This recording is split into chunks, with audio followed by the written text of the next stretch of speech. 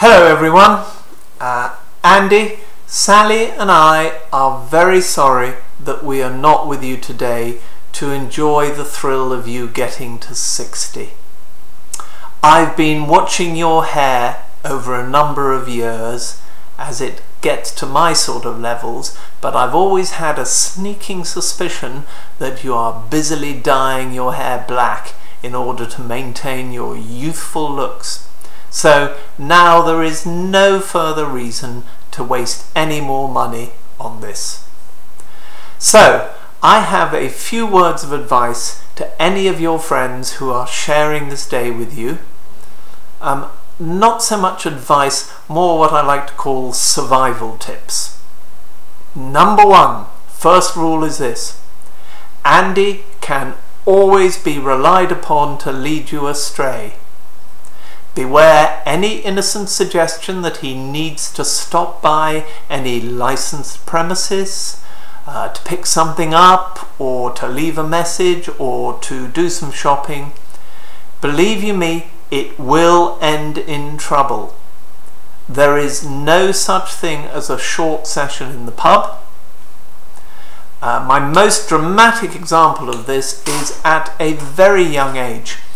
Andy suggested that we go to the pub for a rapid intake of alcohol before starting our dancing classes at Frida Harrison in Birmingham.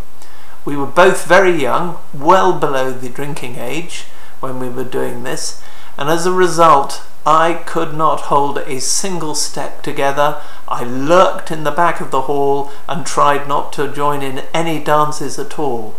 You should have seen Andy whirling around the floor with his military two-step and his terrifying cha-cha-cha.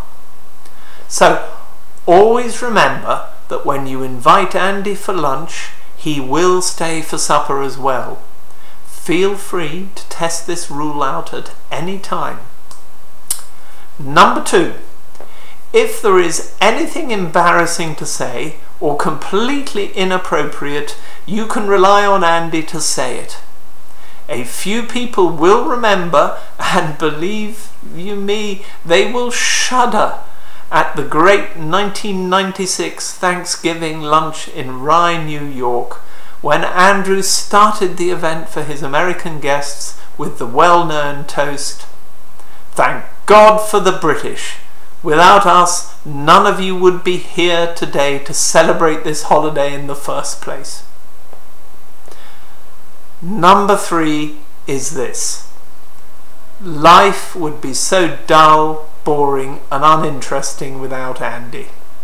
If ever you are in trouble, or you need a friend, or you are simply bored stiff, or you want a shoulder to cry on, or you want cheering up, I advise you to turn up to Andy at Allendale Drive. This rule applies to all ages and all generations. Andy has been a wonderful friend. He introduced my two boys at a very tender age to some of his more spectacular games, such as puddle hunting, beer drinking and tobogganing with no snow. They both think you are great. So, ignoring the time difference, I raise a toast to our wonderful friends Andy and Georgie, who we wish we could see more of, to Andy on his 60th, and to Henry, who's had to put up with them both for all these years. Remember, without them, none of you would be here today. Happy birthday.